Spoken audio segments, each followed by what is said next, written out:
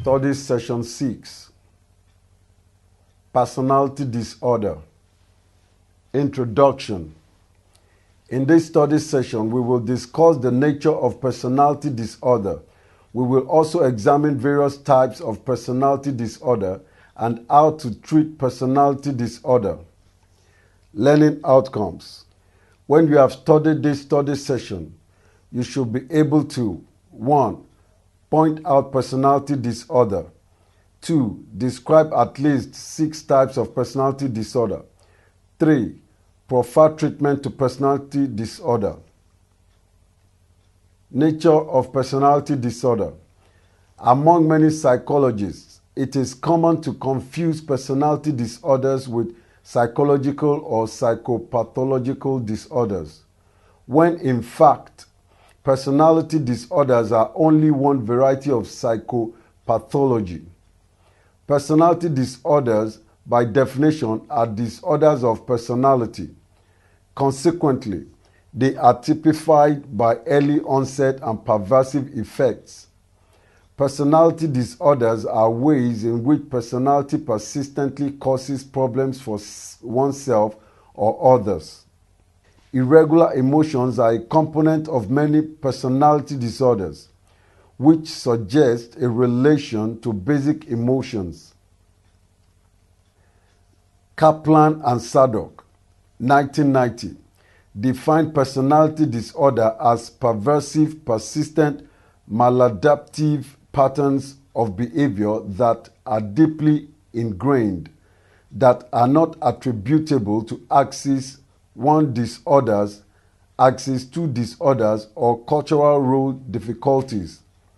According to Sudak, 1985, personality disorder is a character disorder that represents a pathological equilibrium. In this respect, it differs from other types of mental disorders like anxiety, schizophrenia, or adjustment disorders, in that it does not involve a breakdown in the ordinary balance of forces in the mental organization. There is no condition of disequilibrium between the ego and the internal forces, id, superego, and external forces impining upon it. In other words, there is no conflict.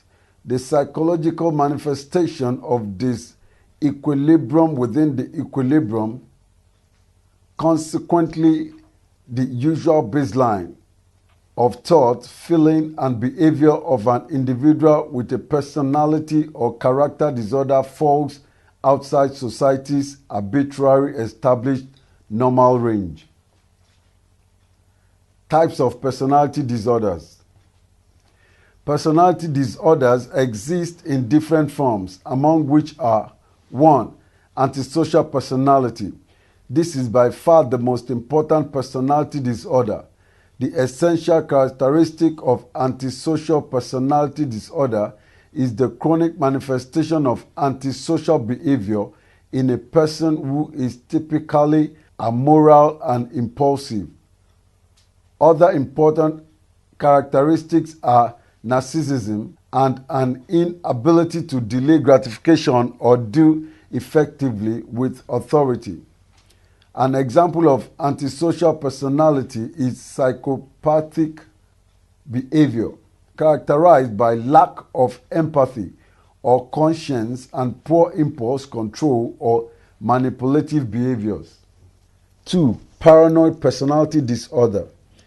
Characteristically, patients with this disorder are suspicious, mistrustful of people, and hypersensitive.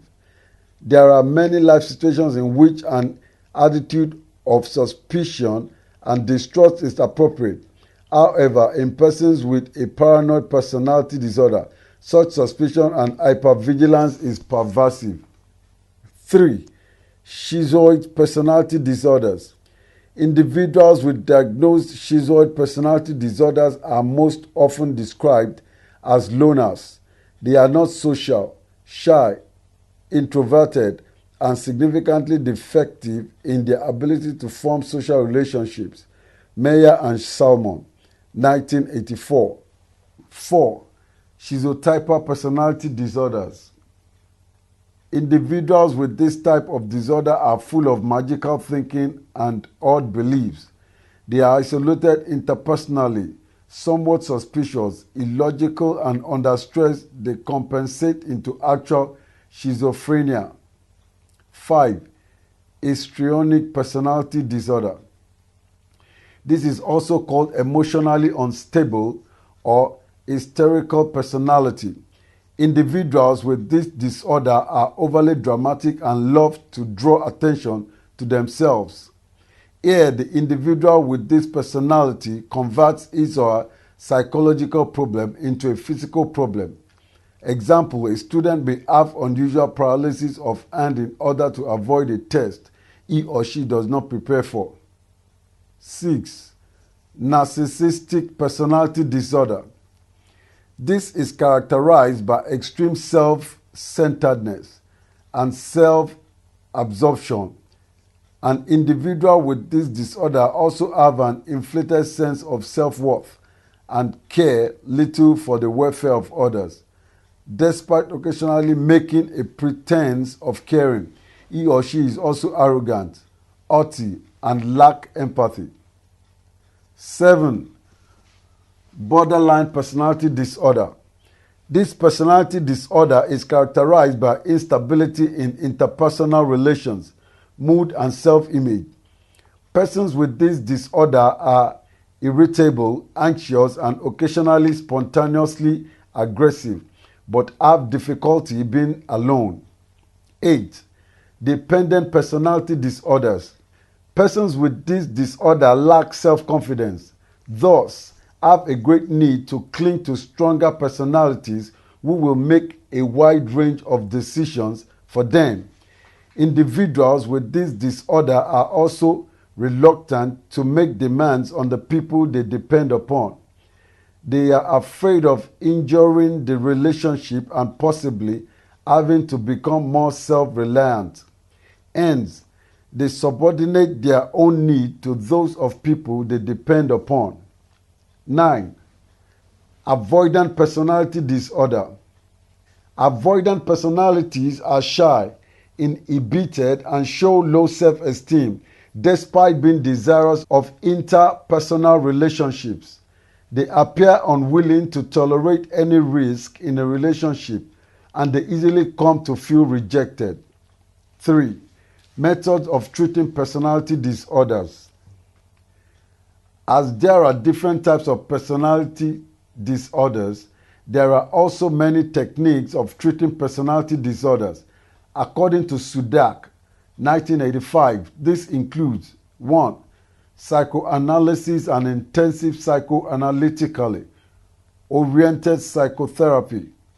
This aimed at changing a character disorder into a character neurosis. In other words, one is motivating the person to seek change by transforming the egocentric behaviors into ego-alien behaviors.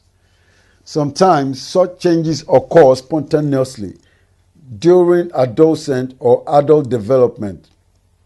Therefore, when dealing with such individuals, one should try to ascertain the cause of the change and the current desire for help. 2. Individual psychotherapy. In individual psychotherapy for character disorders, one tries to focus on the side of the ego rather than the superego. In other words, this kind of treatment attempts to help the patients assume responsibility for their own actions. People with character disorders, especially the antisocial, have a great propensity toward externalizing blame and responsibility. Also, many patients with personality disorders have no desire to change. Therefore, such patients require careful management and treatment which does not attempt any fundamental alteration of personality.